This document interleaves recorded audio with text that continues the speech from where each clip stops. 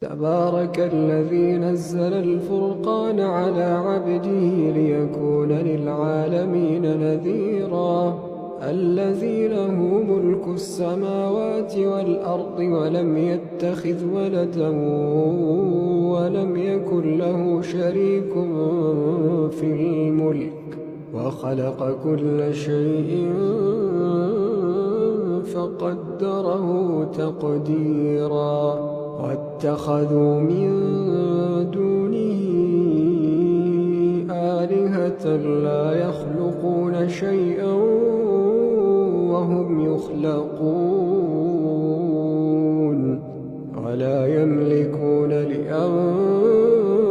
لأنفسهم ضرا ولا نفعا ولا يملكون موتا ولا حياة ولا نشورا.